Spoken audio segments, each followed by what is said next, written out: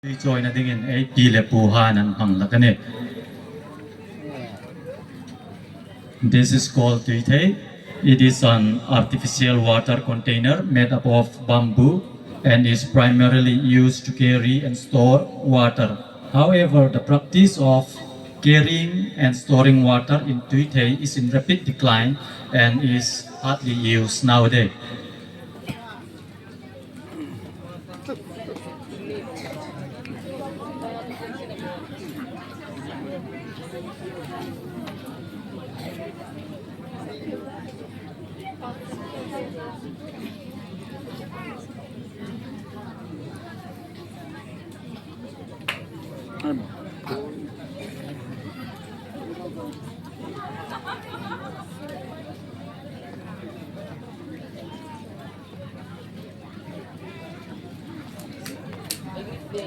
इसे तुइथई कहा जाता है। ये एक पानी रखने का बर्तन है जो बम्बू से बना होता है और ये पानी को ले जाने और रखने के लिए इस्तेमाल होता है। लेकिन आजकल तुइथई का इस्तेमाल बहुत तेज़ी से कम हो रहा है और अब ये लगभग इस्तेमाल नहीं होता है। Toda mihi sumle farel ania busuk na dingdam anole buhay nole buman base na dingdam in supit na imang lakani. The two items presented just after tuite is called sum and farel in Mar. The wood container is called sum and the long wooden stick is called farel. They are used to separate rice from its chaff and also to grind rice, maize to powder.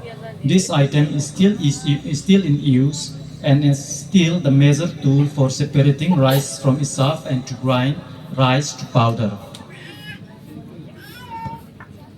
यहाँ दिखाए जाने दो सामान को सुम और Pharrell कहा जाता है।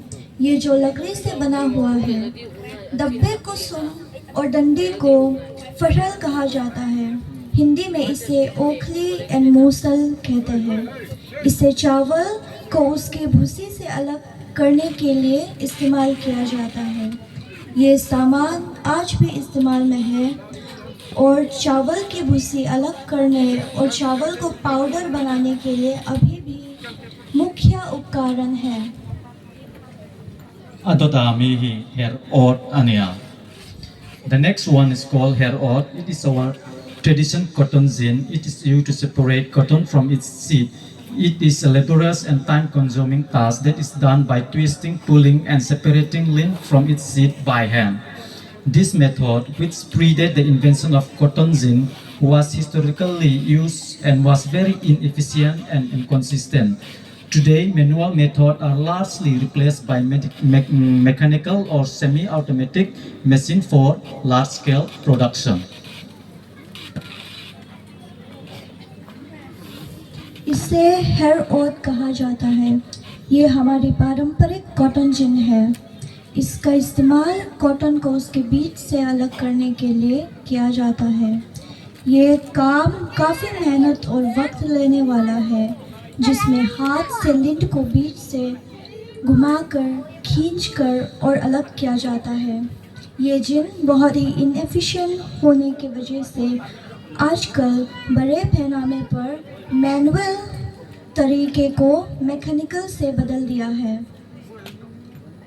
Hair ot ma charamihi leidar ania. Busek na dingdamin ay mang lakane. Just before leidar, just before hair ot, it is called leidar in Mar. In English, we call it a winnowing tray. A winnowing tray is a flat round tray used to separate rice from its chaff. Farmers use the winnowing tray to clean rice, wheat, and other grains. When the tray is shaken, the light cells fly away and the heavy grains remain. It is usually made of bamboo. Many households still use winnowing trays for daily purposes. इसे लेदार कहा जाता है। ये काम फटकने की tray है। ये एक पतली गोल ट्रे होती है जिसका इस्तेमाल अनाज को भूसी से अलग करने के लिए किया जाता है। के साथ इस ट्रे का इस्तेमाल चावल, गेहूं और अन्य अनाज को साफ करने के लिए करते हैं।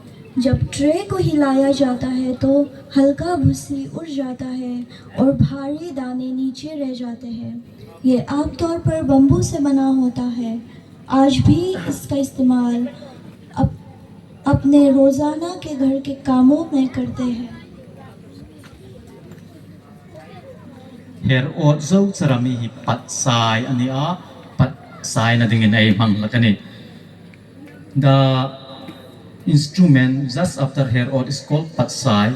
It is our traditional carding instrument. After removing the seeds from the cotton, the next step is carding, where the loose cotton fiber are cleansed, aligned, and prepared for spinning into yarn. After carding, the fibers go through combing to make them softer and more uniform, followed by spinning to create yarn, which is used to make fabric. इसे पतसाई कहा जाता है। ये हमारे पारंपरिक cotton को साफ करने वाला मशीन है। कॉटन को बीज से अलग करने के बाद अगला स्टेप कॉटन को साफ करने का होता है, जिसमें कॉटन के लूज रेशे को साफ किया जाता है, सीधा किया जाता है और ऊन बनाया जाता है। इसके बाद रेशे को झाड़ के नरम और एक जैसा बनाया जाता है और फिर कटाई की जाती है, जिससे ऊन बनता है। उससे कपड़े बनाने में इस्तेमाल होता है। Pat sai zo sarami hi mui ane.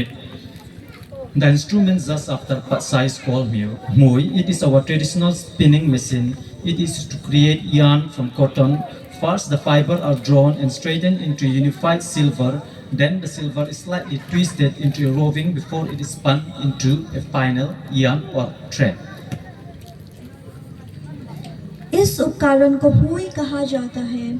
ये हमारे पारंपरिक कटाई मशीन है। इसका इस्तेमाल कपास यानी कॉटन से ऊन बनाने के लिए किया जाता है। पहले रेशे को खींचकर सीधा करके एक साथ रेशे को गुच्छा बनाया जाता है। फिर इस गुच्छे को हल्का मरोड़ कर कच्चा मोया हुआ धागा बनता है, जिससे बाद में काट के पूरा ऊन तैयार होता है। Poi inung choi ni HWEI kan kamun ho chewa.